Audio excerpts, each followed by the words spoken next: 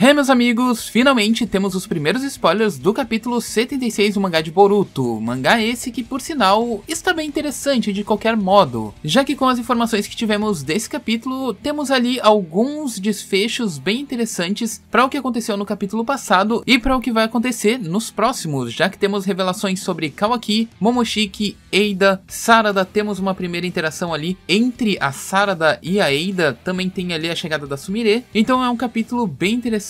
Obviamente ele é um capítulo maçante, cheio de diálogos, não saberemos tudo sobre ele até que seja lançado, mas o que a gente tem a gente já vai conferir exatamente agora. E caso você tenha ficado curioso sobre esses materiais desse capítulo e é novo aqui no canal, não se esqueça, se inscreva aqui no canal, like se curtir aí no final, tamo junto e bora!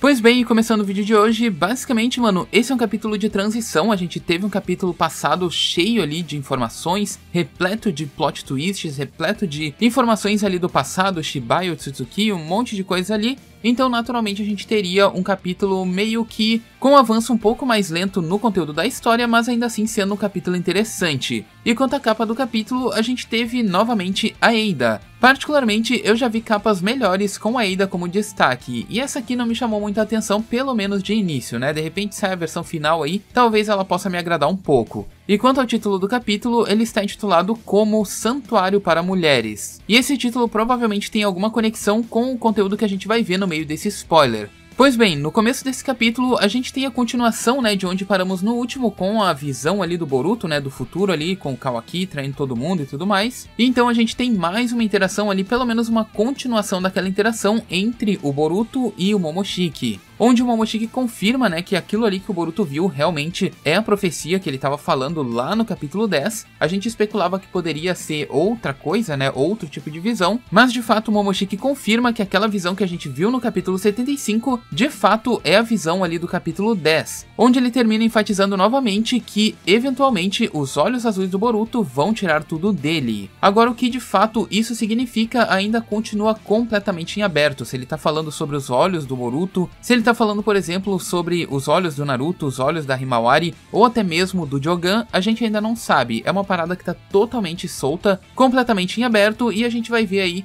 no decorrer dos próximos capítulos. Depois disso, então, a gente tem ali as últimas palavras do Amado, né, que ele vai ali e fica choramingando ali por causa da filha dele e tal. E aí, passando isso, a gente tem ali meio que um time skipzinho, né, a gente pula ali então pro final do dia. Então, depois disso, a gente tem ali o começo de um novo dia, tá ali o Boruto, o Daemon tomando café ali, né, a Eida, todo mundo. Então, o Boruto se questiona o porquê que a Eida ama de fato o Kawaki, né, porque ele tem a certeza que ela gosta dele porque ele é um Otsutsuki, quando na verdade ela poderia ter o mesmo sentimento por ele, né? E aí a coisa começa a ficar meio complicada aqui, porque a Eida responde ali dizendo que o Boruto tem apenas 12 anos, enquanto ela tem 16, o que é um ponto bem complicado, porque no capítulo passado todo mundo já tava meio que se questionando por que tinha sido dito que o Boruto tinha 12 anos, quando na verdade ele teria entre 13 até mesmo estando muito próximo de 14, devido obviamente os eventos que a gente teve ali de adaptação, pelo menos no conteúdo do anime. Deixando então essa pequena questão aí sobre a idade do Boruto, se ele tem 12, 13 ou 14.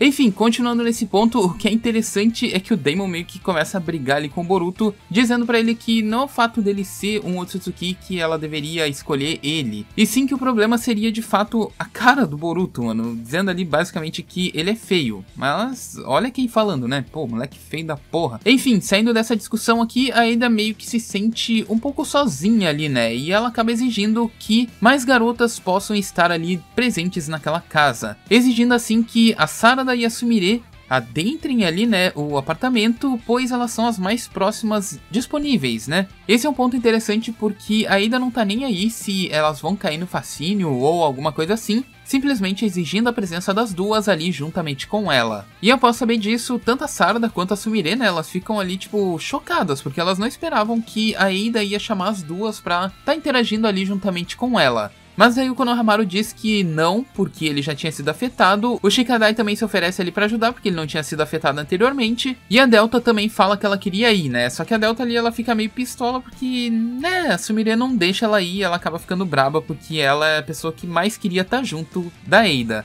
Enfim, um momento de descontração aqui, dando ênfase aí pro Katasuki, que tá com um traço bem estranho, não sei o que o Ikemoto fez com a cara do Katasuki aqui nessa página, mas enfim. Tanto a Sarada quanto a Sumire, elas aceitam, né? Não necessariamente aceitam, elas acabam cedendo à exigência da Eida, onde a Eida pega e chama elas pra um lugar ali um pouco mais discreto, longe ali dos meninos e tal, e ela começa a falar ali sobre os sentimentos dela, algo que tá meio que linkado com o conteúdo do capítulo 74, onde a Sumire já tava meio que sentindo ali, meio que imaginando como eram os sentimentos da Eida em si. E partindo daqui elas vão comentando ali, papo vai, papo vem ali entre as meninas, inclusive esse diálogo aqui é o que faz conexão com o título do capítulo, e então ela pergunta pra Sarada o que ela pensa sobre tudo isso. E a Sarada meio que fica ali sem resposta pra isso e tal, e ela só fala ali que isso não acontece com todo mundo. E um ponto interessante que a gente tem aqui é que mesmo a Sarada e a Sumire ali estando ao lado da Eida, elas acabaram não caindo no fascínio, porque nesse momento a gente ainda tem uma conexão mental ali entre a Sumire e a Sarada, né, através ali do ninjutsu da Ino, e elas vão comentando ali meio que umas paradas pra poder fingir que elas estão no fascínio, né, estão ali sob o efeito do fascínio, e que a Eida ainda não percebeu isso, então elas têm que fingir ali que estão no fascínio, que estão ali meio que conversando com ela, tipo, conforme o que a Eida estava pedindo.